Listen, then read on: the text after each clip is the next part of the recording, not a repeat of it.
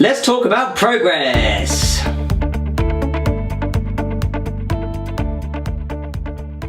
One thing that I like to instill in my clients right from the get-go is this whole idea of consistent progress. From my experience, it's much easier to keep the wheel turning once there's already some level of momentum, rather than having to start from scratch each and every time. You see, starting and stopping, starting and stopping, starting and stopping again can be an absolutely massive drain on your internal battery, your willpower, your energy levels. It can really sap your confidence as well. So if there's one thing that you take from this video today, is that try and strive for consistent progress. One of the first things that comes to my head when we start considering the whole idea of consistent progress is making sure that we are only comparing ourselves with ourselves. Progress is a completely individual thing, especially when it comes to things like weight loss and toning up and losing body fat and things like that. The only person you can possibly compare yourself to is yourself. The problem with social media in this modern day and age that we live in is that we always see people's best stories, we always see people's best successes.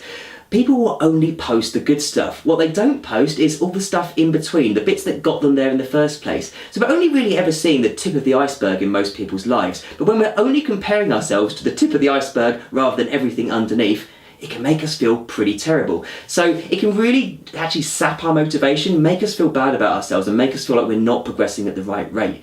So if it's something that you take away today, I want you just to remember is that you can only compare your own progress with yourself. Doesn't matter what Deirdre's doing, doesn't matter what Brenda's doing, doesn't matter what Derek's doing, doesn't matter what anybody's doing, okay? Your progress is your progress. The next thing that we need to talk about when it comes to progress is that we need to ensure that there is some sort of good, consistent level of measurement in place. The saying goes is that you can only manage what you measure. So have you got some measurements in place to see if you're progressing or not? You'd be surprised that most people don't. And actually it still surprises me some 12 years on that I have clients who actively avoid coming to see me just because they're a bit scared of what the progress might say. But that's actually taken away from the point of why we do progress in the first place. Making sure when you've got the right consistent measurements in place, they will provide you with some of the most greatest bits of data and information you can to move forwards with your goals. They'll give you the greatest lessons, the greatest teachings, the greatest learnings to actually help you move forwards. And this kind of goes on to the next point as well, is that if you are going to commit to taking some form of measurements, which is going to give you some black and white data so you can go yes or no, it's increasing or it's decreasing, rather than relying on ifs, buts and maybes, then you need to make sure that you're in the right sort of headspace to be able to accept the sort of data that is going to be start trudging up. So when it comes to the data, you need to make sure you're in the right mindset that's going to allow you to constructively look at some of the data you're getting, so that if you get a bad result, you can start finding some new tactics, some new strategies, a new way of doing things that will help you move forwards quicker than ever. And the final thing to talk about when it comes to assessing your own progress is you need to make sure that you're being accepting of that things will not always go to plan.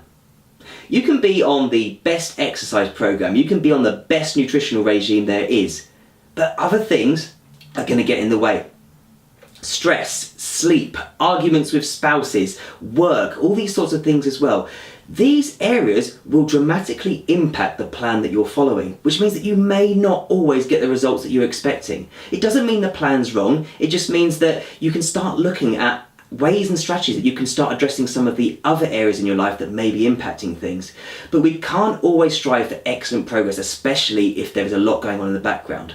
So let's just have a summary of everything to do with progress today, shall we? So first things first, you can only compare yourself with yourself.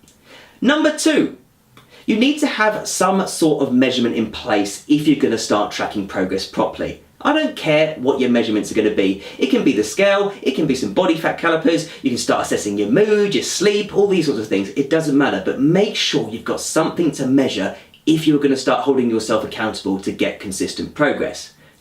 Number 3, make sure you are in the right sort of headspace to accept the data. When you're on a goal, especially a long-term goal, is that what we're trying to do is use the data so that we can avoid the drama. Okay, so that means is that when you are getting this data come through, it's not a judgment of you, it's simply an indication of what is your next step, what is your next direction, and where do you need to go next. And number 4, the final one, Be accepting that life doesn't always work out the way in which you want it to. Things are going to happen, things are going to get in the way. But the way that we move forwards is by climbing these hurdles, learning new strategies, and moving forwards as quick as we can.